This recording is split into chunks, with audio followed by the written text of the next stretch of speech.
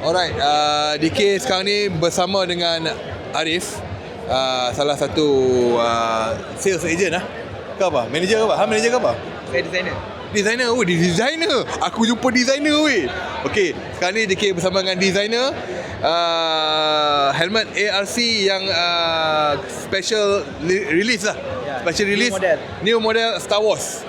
Yang ni lah contoh-contoh dia. Star Wars. So dia ada 4 model untuk dewasa, betul? Betul. Untuk Star Wars kali ni, okay, first saya nak bagi tahu, kali ni ARC datang dengan new model, bukan model lama grafik baru. Tapi model tu sendiri baru. Oh, model helmet tu baru, shell baru. Betul. Okay, so shell ni kita bagi nama dia XRS lah. XRS. Oh, okay, XRS. Okay. So XRS ni memang 100% buat untuk Star Wars punya design saja. Actually dia bukan buat untuk Star Wars punya design, tapi kita launching terus dengan Star Wars. Alright, okay, faham. Okay. So XRX first launching dengan Star Wars punya design konsep lah. So adult ada 4, children ada 4 juga. Size daripada adult daripada M sampai double XL. Kalau budak-budak M dengan L. Alright. Harga untuk budak-budak? Untuk budak-budak just bermula 135, RM 135, dan untuk dewasa bermula 370. Okay. So kenapa dia ada harga yang adult tu, harga dia range kan, harga dia tu je? Bermula dengan tu lah. Bermula dengan maksudnya design dia lain sikit harga macam tu? Ya, betul. Okay, faham. Okay, untuk Star Wars punya dengan Disney ni bermula 4 Julai lah. So boleh cari dekat kita punya retail dealer yang ada ARC. Salah satunya boleh cari kat mana. So kita cari kat mana-mana retail ARC, kita akan start, boleh nampak 4 Julai lah. Akan dapat. Okay. Daripada ARC akan keep on update lah bila benda tu dah start masuk apa semua. Alright. Supaya orang tak tertunggu-tunggu lah. Mungkin boleh bagi sikit info.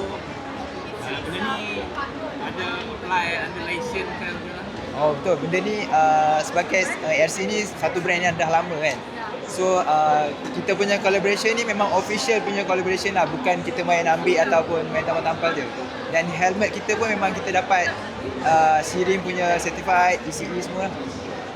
Unit, boleh tahu apa unit yang akan dikeluarkan, yang akan available? Untuk unit tu saya tak dapat nak detailkan untuk masa sekarang ni lah. Dia tak ada macam limited ke apa sahabat? Dia bukan limited edition, tapi yang saya dapat pastikan dia ada limited stock. Sebab certain macam mungkin XRS ni akan ada, tapi grafik tu akan ada limit lah. Sebab dia tak akan jual sepanjang tahun. Sampai certain amount yang kita dah habis edition Star Wars, habis lah.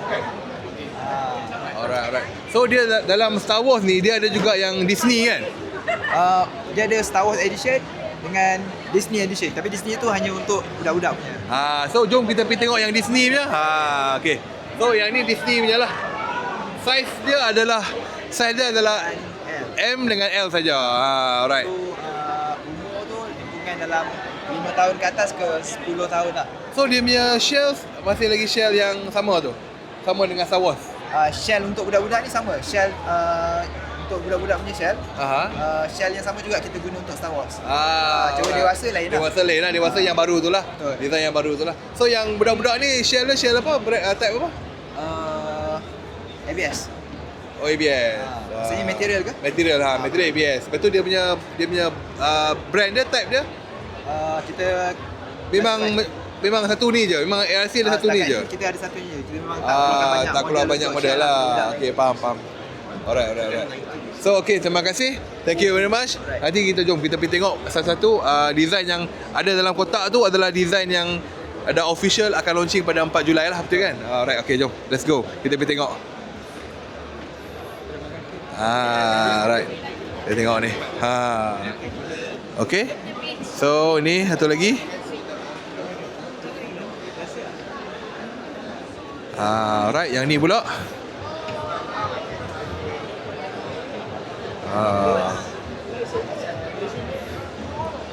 Okay. Satu lagi. Yang ni. Daripada ambil keluar dah.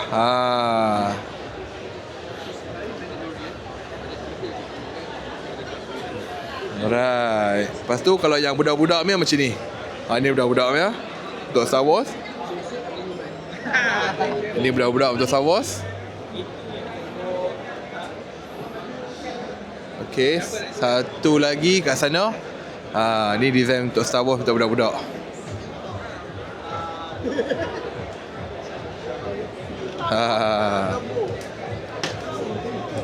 So tunggu keluaran dia nanti pada 4 Julai 2026.